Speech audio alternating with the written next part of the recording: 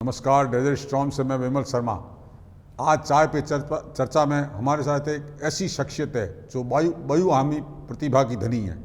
वो जैसलमेर व्यापार संघ के अध्यक्ष है, जैसलमेर जिला महेश्वरी समाज के अध्यक्ष है, वे वैश्य समाज के अध्यक्ष हैं और साथ ही वे राजनीतिक क्षेत्र में पूर्व कांग्रेस के नगर अध्यक्ष रह चुके हैं और वर्तमान में वो गौ सेवा में और सामाजिक कार्यों से जुड़े हुए हैं। हाँ, उनका नाम है मिठालाल मोहता। आपका हमारे डेजर्ट स्टॉर्म में स्वागत है। नमस्कार। आप जैसलमेर ज़िले में बहुत ही स्थान रखते हैं और आपने समाज सेवा के क्षेत्र में अनेक कार्य किए हैं। तो मैं पहले सवाल में आपसे पूछना चाहूँगा कि आपने किस किस क्षेत्र में, चाहे वो समाज का क्षेत्र हो, चाहे गौ सेवा का क्षेत्र हो, चाहे कई क्षेत्र हैं अन्य जिसमें आपने काम किया है, तो उसके बारे में हमें विस्तार से बताएं। नमस्कार विमल जी। वैसे तो मैं जिस समाज से जुड़ा हुआ हूँ वो समाज सोशल काम में जैसलमेर में इतिहास से, जैसे हमारे बुजुर्ग लोग थे, वो आज जो भी शहर में स्कूल, कॉलेज, हॉस्पिटल और कोई भी शहर में विपदा का कार्य आता है उसमें महेश्वरी समाज हमेशा अग्रणी रहा है। उसके साथ साथ मैं अभी राजस्थान व्यापार संघ का अध्यक्ष के नाते हमारी टीम व्यापार संघ गौशाला के क्षेत्र में अच्छा कार्य कर रहा है। वो माहवारी हर अमावस के रोज हमारे व्यापारी बंधु एक टीम बनी हुई है, उसमें ओम प्रकाश भूतड़ा, विजय बीसानी और इसकी टीम द्वारा हर अमावस के रोज हर दुकानदार से घूम के चंदा इकट्ठा करते हैं, जो लगभग माहवारी अमावस के रोज 3 लाख रुपए लगभग होता है। यह कार्य कोरोना के फर्स्ट कार्यकाल से मई 2020 से हमने इसको शुरू किया है, वो जो लगातार चलन में है। लगभग हमने आज तक 1 करोड़ रुपए इस कार्य में खर्च कर चुके हैं और जैसलमेर की 10 गौशालाओं को जरूरतमंद, जहाँ पशुआहार की आवश्यकता है वहाँ पशुआहार, घास की आवश्यकता है घास, मेडिकल की आवश्यकता होती है तो मेडिकल, हर क्षेत्र में गौ कार्य हेतु हमारी टीम लगी हुई है। इसके साथ साथ कोरोना कार्यकाल में, फर्स्ट कार्यकाल में हमने 10 लाख रुपए इकट्ठे किए, जिसमें 1.5 लाख रुपए नगर परिषद द्वारा जो भोजनशाला चालू की गई उसमें दिए गए, 1000 किट खाद्य सामग्री के जिला प्रशासन को दिए गए और प्रधानमंत्री कोष और मुख्यमंत्री कोष में भी हमारे द्वारा 1-1 लाख रुपया भिजवाया गया। इसके साथ साथ अभी हमने गौ रथ सेवा शुरू की है, जो एक ऑटो रिक्शा हर गली सुबह और शाम को हर गली हर चौराहे में घूमता है। जिसकी भी इच्छा हो दान पेटी में पैसा डालना चाहे पैसा, रोटी डालना चाहे, हर घर घर घूमता है। जहाँ रोटी गाय की अमूमन हर घर में बनती है, वो रोटी इकट्ठी करके हम गौशाला में इसका रोटी भिजवा देते हैं। जो पैसा इकट्ठा होता है वो हम गौशालाओं में, जरूरतमंद गौशालाओं में वितरित करते हैं। आपने बहुत बढ़िया बात कही कि महेश्वरी समाज हमेशा ही सामाजिक कार्यों में अग्रणी रहे हैं। जैसलमेर की अगर बात करें तो चाहे जैसलमेर का शिक्षा का क्षेत्र हो, चाहे चिकित्सा का क्षेत्र हो, हमेशा महेश्वरी समाज ने बढ़कर काम किया है। यहाँ की एसबी के गवर्नमेंट कॉलेज है, चाहे कन्या महाविद्यालय है, चाहे कन्या स्कूल है, चाहे महेश्वरी अस्पताल है, सब जगह महेश्वरी समाज ने अपना योगदान दिया है। उसके अलावा महेश्वरी समाज से जिस तरह के आप जैसे समाज से भी हमारे साथ जुड़े हुए हैं, तो हर क्षेत्र में आप मदद करते हैं। ये तो बात हुई आपकी धार्मिक और उसकी। आप चूँकि राजनीतिक क्षेत्र से भी जुड़े रहे हैं, आप नगर अध्यक्ष रहे हैं कांग्रेस के, तो मैं आपसे पूछना चाहूँगा कि जैसलमेर शहर का किस तरह से विकास करें, किस तरह से विकास होना चाहिए, उस पर आप अपनी राय दीजिए। जैसलमेर शहर का विकास देखें तो काफ़ी जैसलमेर शहर पिछड़ा हुआ है। जो एक आपसी राजनीति, यहाँ की जो राजनीति है वो बहुत ही गुटबाजी के कारण जैसलमेर शहर का कार्य नहीं हो रहा है। मैं तो जनप्रतिनिधियों, हमारी पार्टियों में भी चर्चा होती रहती है, हम हर बार निवेदन भी करते हैं कि भाई जो भी पद पर आया है वो शहर के लिए कुछ न कुछ करे, लेकिन जो आशा होती है वो पूर्ण नहीं हो रही है। निवेदन है, मैं तो अभी जैसे चेयरमैन हरिवल्लभ जी कल्ला है, मेरी उनसे भी कई बार चर्चा होती है, मैं उनसे भी निवेदन करता हूँ कि शहर की जो सफाई व्यवस्था है, और टूरिज्म शहर है जैसलमेर, टूरिज्म के लिहाज से शहर में कुछ न कुछ करके जाए तो उनको जैसलमेर की जनता याद करेगी। मतलब आपको अगर, चूंकि आप शहर में, आपने शहर से बड़े हुए हैं, शहर को आपने नज़दीक से देखा है, किस तरह से पुराना शहर था फिर नए शहर में परिवर्तित हुआ है, तो आपको अगर एक सुझाव देना पड़े कि इस तरह का सौंदर्य हो ताकि जैसलमेर, चूंकि पर्यटन नगरी है, यहाँ के 80% शहर की आबादी और ज़िले की आबादी पर्यटन पर निर्भर है, तो पर्यटन किस तरह से शहर से बढ़े, वो क्या करना चाहिए, इस किस तरह के सुझाव देंगे आप? उसमें तो मैं पहले विमल जी यही कहना चाहूँगी, शहर की सफाई व्यवस्था, रोड व्यवस्था, और ये तो टूरिज्म लोग में लपकागिरी बहुत चल रही है। मेरी ऑफिस किले के मेन गेट के सामने ही है, मैं देखता हूँ वहाँ पर टूरिस्टों के साथ बहुत अभद्रता होती है। इसमें प्रशासन और ये जो होटल एसोसिएशन से जो लोग जुड़े हुए हैं, मेरा तो उनसे निवेदन है इस पर गौर करें, नहीं तो आने वाले कल में ये पर्यटनों की संख्या बढ़ने के बजाय घटेगी। मेरा तो यही निवेदन है। मतलब पर्यटन पर एक दाग है ये लपके, जो पर्यटन को निरंतर खोखला कर रहे हैं, दीमक की तरह चाट रहे हैं जैसलमेर के पर्यटन को। पर्यटकों की संख्या लगातार कम होती जा रही है। ये आपकी एकदम बात बहुत बढ़िया बताई आपने कि उस पर अंकुश लगाया जाए ताकि यहाँ आने वाले पर्यटक यहाँ से प्रसन्न मुद्रा में वापस लौटें। मगर शहर के संबंध में आप किस तरह का शहर हो, किस तरह की बसावट हो, पर्यटकों को किस तरह की राहत शहर में मिले लपकों के अलावा, तो उस बारे में आप अपना। पहले तो रोड वर्क्स, शहर की जो एंट्री है वो पूरा बराबर महानगरों की तरह चौड़ा हो, डिवाइडर व्यवस्था हो, आसपास पेड़ लगे हुए हो, और लाइटिंग व्यवस्था सुबह और शाम को अच्छी बने। पटवा जो भी अपने टूरिज्म पॉइंट है, जैसे गडीसर लेक है, पटवा हवेली है, शहर के सालम सिंह हवेली है, इन एरियो में भी सही व्यवस्था हो ताकि पर्यटक को दुविधा न हो। कुछ ये टैक्सी वाले भी लोग हैं, ये पर्यटकों के साथ बहुत अभद्रता करते हैं। इन पर जिला प्रशासन, मेरा तो एक ही सुझाव है, जिला प्रशासन, नगर परिषद और होटल व्यवसायी, ये अगर एक कड़ी बनकर इस क्षेत्र में कार्य करें तो जैसलमेर को बहुत साफ सुथरा और टूरिज्म के हिसाब से बहुत अच्छा संदेश दे सकते हैं। मतलब बहुत अच्छी बात कही कि प्रशासन, पुलिस प्रशासन, जिला प्रशासन, होटल व्यवसायी और नगर के लोग मिलकर अगर पर्यटन को यहाँ बढ़ाने के लिए और इस पर्यटन में सुधार करने के लिए, चाहे वो पर्यटन स्थल हो, चाहे नगर में व्यवस्था हो, तो पुलिस के लिए भी यहाँ एक तरह का चैलेंज है कि लपका और टैक्सी वालों का अभद्र व्यवहार, इस पर अंकुश लगाना पुलिस का काम है। आपने बहुत बढ़िया सुझाव दिया है कि प्रशासन और सब मिलकर करे। वर्तमान अगर राजनीति पे हालात पे बात करें तो आपकी कांग्रेस पार्टी में रूपाराम जी वर्सेज फकीर परिवार की गुटबाजी है, तो इसको लेकर कार्यकर्ताओं पे कितना असर पड़ता है इस गुटबाजी का? वैसे विमल जी बहुत अच्छा आपने प्रश्न पूछा है।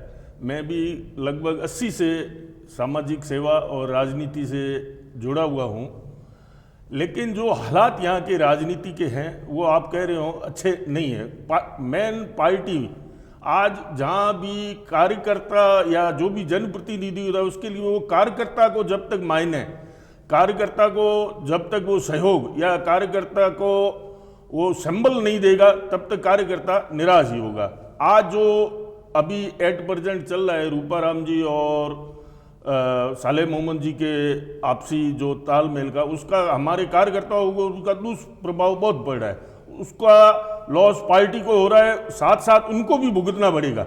अगर ये लोग आपस में अपना ईगो अगर संतुष्ट करके एक नहीं हुए तो इनका पार्टी के साथ साथ क्यों जो चुनाव लड़ता है मेन तकलीफ उसको होती है, और ये चुनाव लड़ने वाले जनप्रतिनिधि है। मेरा तो इनसे एक ही अपील है कि एक जाजम पर बैठकर अपना गिला शिकवा दूर करके कार्यकर्ताओं को मनोबल ऊंचा करें और उनको सहयोग दें ताकि पार्टी मजबूत हो और ये अपना सार्वजनिक क्षेत्र का कार्य पार्टी के लिए कर सके। मिठालाल जी, आपने बड़ा ही तार्किक और अपनी पार्टी के हित की बात कही। आम तौर से जो राजनेता होते हैं, जो वर्तमान विधायक हो चाहे मंत्री हो, उनकी चापलूसी में लगे रहते हैं। मगर आपने बेबाकी से ये रखा कि आप अगर एक नहीं रहोगे, गुटबाजी नहीं करोगे, तो आपको तो नुकसान होगा ही होगा, आम कार्यकर्ताओं को भी इसका नुकसान भुगतना पड़ेगा। तो आपने बहुत ही अच्छा इन दोनों जो गुटबाजी आपकी कांग्रेस में हो रही है उसका सुझाव दिया है।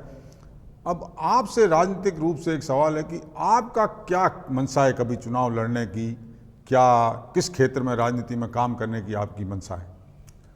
आज की राजनीति जातिगत वोटर के ऊपर होगी। हमारी जाति के कुल मिला के जिले में आप समझ लीजिए विमल जी 5,000 वोट ही लगभग, मैं पूरे जिले 2 विधानसभा क्षेत्र की बात कर रहा हूँ। हमारे जिलेवार जो भी हमने इसकी जनगणना भी की माहेश्वरी समाज की, हम 5-6 हज़ार ही लोग हैं। आज के क्षेत्र में राजनीति में कुछ आधार जातिगत भी होना, जो राजनीति चल रही है वो जातिगत होगी। हमारे वोट 5,000 है तो इस मामले में मैंने अभी सोचा नहीं। अगर पार्टी कभी किसी क्षेत्र में ऐसा मौका देती है तो कुछ कर गुजरने की तमन्ना तो दिल में बहुत कुछ है, लेकिन ये तो मौका मिलने की बात है। मतलब आप बहुत ही सुलझे हुए राजनेता के रूप में आज चाय पे चर्चा पे हमारे सवालों का जवाब दे रहे हैं। चाय पे चर्चा पे हमने अनेक सवाल राजनीतिक रूप से भी पूछे, उन्होंने बड़े ही अच्छे ढंग से जवाब दिए हैं। चाय पे एक ब्रेक के बाद चाय पे चर्चा पे फिर मिठा लाल जी से सवाल पूछेंगे कि किस तरह से राजनीति में वो काम करना चाहते हैं, या जातिगत आधार के बावजूद कई ऐसे राजनेता हैं जो आज भी उच्च पदों पर बैठे हैं, तो उस पर भी चर्चा करेंगे एक ब्रेक के बाद।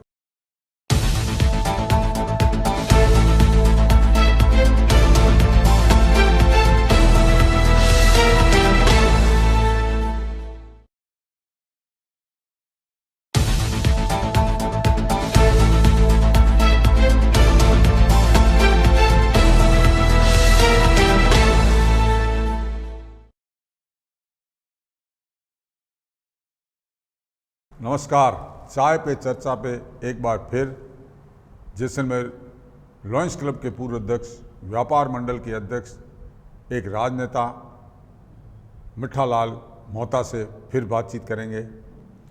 मिठालाल जी, आप चूँकि व्यापार संघ के अध्यक्ष हैं, तो इन दिनों जो सबसे अधिक चर्चा हो रही है कि खाद्य पदार्थों पर जो जीएसटी लगाई गई है, उस जीएसटी का आम उपभोक्ता पर और आपके व्यापार पर क्या असर पड़ता है? विमल जी, आपने बहुत अच्छा प्रश्न पूछा है।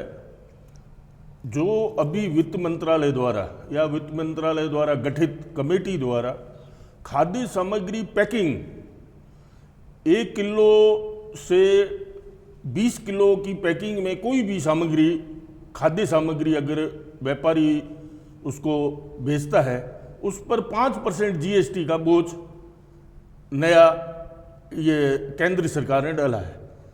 इससे महंगाई आज के अभी वस्तु स्थिति में महंगाई बहुत है। मैं तो केंद्र सरकार से यही निवेदन करना चाहता हूं, जो अभी जीएसटी खाद्य सामग्री पर लगाई है उसको वो तुरंत हटाएं और आम जन को सहयोग कुछ प्रदान करें।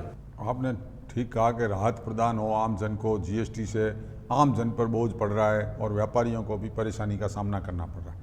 आप चूँकि व्यापार मंडल के अध्यक्ष हैं, तो एक सवाल आपसे इस संबंध में पूछूंगा कि आपको किस तरह की कठिनाइयों का सामना करना पड़ता है सरकारी कार्यालयों में?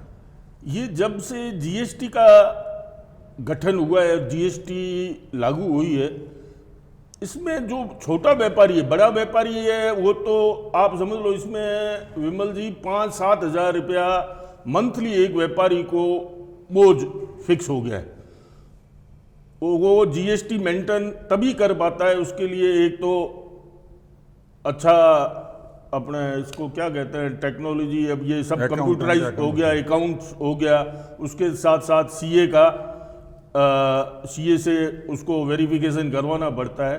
10,000 रुपये का व्यापारी के ऊपर एक बोझ अलग डाल दिया है। उससे बड़ा व्यापारी तो उसमें सक्षम है, उसको वहन कर लेता है, लेकिन छोटा व्यापारी इसको सक्षम नहीं है, उसको एक बोझ उसका जो प्रॉफिट है वो और कम हो गया, उससे भी उसको बहुत आम छोटे व्यापारी को पीड़ा होती है। मतलब ये तो हुई जीएसटी की केंद्र सरकार के मामलों की। राज्य सरकार में भी ऐसे कई विभाग है जिससे भी आपका सामना करना पड़ता है, तो उनमें क्या कठिनाइयाँ रहती है? वैसे तो राजस्थान सरकार में जो अभी पहले जो इंस्पेक्टर शाही का पीरियड था वो नहीं है, फिर भी काफ़ी ठीक है। अगर कोई व्यापारी अगर बदमाशी या चीटिंग करेगा, उसके ऊपर अगर कोई भी डिपार्टमेंट अगर कार्रवाई करता है तो मैं उसको गलत नहीं मानता। बाकी ज़्यादा राजस्थान सरकार का या किसी डिपार्टमेंट का व्यापारी के ऊपर ज़्यादा बंदिश या ज़्यादा कोई बोझ नहीं है अभी। आप चूंकि लॉयंस क्लब जैसे अंतर्राष्ट्रीय क्लब से जुड़े रहे हैं, उनके अध्यक्ष रहे हैं, तो आपने लॉयंस क्लब अध्यक्ष रहते हुए सेवा कार्य में क्या काम किए हैं? मैंने मेरे कार्यकाल में बहुत बड़ा काम किया। हमारा सीबी सिंह कॉलोनी में एक प्लॉट है, हमने उसको 5 रूम और एक हॉल, वैसे मेरे से पूर्व अध्यक्ष ने उसका स्ट्रक्चर तो खड़ा कर दिया था, लेकिन उस बिल्डिंग को पूरा कंप्लीट मेरे कार्यकाल में हुआ, जो आज एक क्लब की बड़ी रॉयल्टी की बिल्डिंग है। और हमारे सोशल काम में जो हम इधर उधर होटल्स या कहीं घूमते तो आज 5 रूम और एक हॉल की बिल्डिंग कंप्लीट रेडी है, जिसमें अभी हमने उसको रेंट पर ये जिला न्यायालय को दे रखा है। पॉक्सो एक्ट, हाँ, पॉक्सो ये जिला न्यायालय को दे रखा है किराए पर। और शिक्षा के क्षेत्र में सम्मान है या सोशल जो भी कार्य होता है, तो मैंने मेरे कार्यकाल में अच्छा सोशल कार्य किए, मतलब क्लब के द्वारा। एक बार फिर लौटते हैं राजनीतिक प्रश्न पर। महेश्वरी समाज ने कांग्रेस को बहुत दिया है, भाजपा को भी बहुत दिया है, मगर भाजपा ने जैसलमेर में आज वर्तमान में महेश्वरी समाज का जिलाध्यक्ष है, नगर परिषद के चेयरमैन पूर्व गोपीचंद मेहरा रह चुके हैं, तो उन्होंने बदले में भी महेश्वरी समाज को बहुत कुछ दिया है। मगर जहाँ तक बात कांग्रेस की है, कांग्रेस ने अब तक महेश्वरी समाज को कोई ना तो बड़ा पद दिया है, ना राजनीतिक क्षेत्र में कोई संगठनात्मक क्षेत्र में आगे बढ़ाया है। इस संबंध में आप क्या कहना है? इस संबंध में विमल जी मैं तो यही कहना चाहता हूँ, आपका कहना सही है। अगर बीजेपी की तुलना अगर कांग्रेस से करें तो कांग्रेस में हमारे समाज को ऐसा कुछ नहीं दिया, लेकिन हम अब शुरू से ही कांग्रेस पार्टी से जुड़े हुए हैं और उससे लगाव हो चुका है। अब इधर उधर होने की तो कोई बात नहीं है, लेकिन हमने कई बार प्लेटफॉर्म पर भी मतलब जनप्रतिनिधियों या जो हमारे वरिष्ठ लोगों से निवेदन किया कि भाई आप भाजपा की तुलना अगर हमारी कम्युनिटी से करो तो आपने क्या दिया कांग्रेस को। हम जो अभी आज की तारीख में 5-7 मेंबर एक्टिव है, मैं हूँ, पवन सूदा है, दीनदयाल जी सावल है, अगर ऐसे हम कई गणेश सूदा है जो अभी सरपंच है, हम ऐसे समाज के 10 लोग एक्टिव भी हैं सब पार्टी में। लेकिन अगर बीजेपी की तुलना की जाए तो कांग्रेस ने माहेश्वरी समाज को अभी तक ना तो कोई ऊंचा पद या कहीं ऐसी नियुक्ति नहीं दी है जिससे माहेश्वरी समाज खुश होकर कांग्रेस की तरफ वो हो। लेकिन अब हमारी भावनाएं कांग्रेस पार्टी से जुड़ी हुई है, लेकिन अब हम तो इधर उधर होने का कोई प्रश्न ही नहीं उठता। आपने एक सवाल के जवाब में कहा था कि महेश्वरी समाज में की संख्या कम है, मगर अपन देखें तो ओम बिरला जैसा राजनेता है जो कोटा में एमएलए भी रहे, उसके बाद सांसद भी रहे और आज लोकसभा भारत की सबसे बड़ी जो संसद है उसके अध्यक्ष हैं, तो मुझे नहीं लगता कि जाति का कोई असर राजनीति में पड़ता है। ऐसा है विमल जी, या तो राजनीति में जो शुरू से ही युवा अवस्था से ही अगर किसी भी पार्टी से जुड़ जाता है और आम जनता से जुड़ाव में रहता है, वो तो अपना दायित्व अपना बात रख सकता है पार्टी में भी या जनता के सामने भी। लेकिन हम हमारी कौम व्यापारी कौम है। हम इतना टाइम पार्टी को या शहर को नहीं दे पाते हैं जितना अगर इस क्षेत्र में अगर राजनीतिक क्षेत्र में आना है और पूरा टाइम न दे और पब्लिक से जब तक जुड़ाव नहीं होगा तो इस क्षेत्र में बड़े पद की लालसा करना भी उचित मैं नहीं मानता। मतलब मिठालाल मोहता से अपन ने चाय पे चर्चा की। उन्होंने चाहे व्यापारिक क्षेत्र का हो, समाज सेवा का हो, चाहे राजनीतिक क्षेत्र का हो, चाहे कांग्रेस की गुटबाजी का हो, हर सवाल का जवाब तार्किक रूप से दिया। अपनी सूझबूझ से उन्होंने अपनी बात रखी। आप चाय पे चर्चा में हमारे यहाँ पधारे, डेजर्ट स्टॉर्म में आप आए, उसमें आपका बहुत बहुत धन्यवाद। मैं इसके साथ साथ विमल जी, आपने मेरे को बोला कि जो मेरी भावनाएं हैं वो सुनी और जनता के उसको भिजवाने का काम किया। मैं आपको बहुत बहुत धन्यवाद देता हूं और शुभकामनाएं देता हूं। डेजर्ट स्टॉर्म, आपका पत्र पेपर और आपका ये चैनल उसको हर अच्छी प्रगति करे और आम जन की जो दुविधा हैं वो आम जन को प्रकट करावें। धन्यवाद।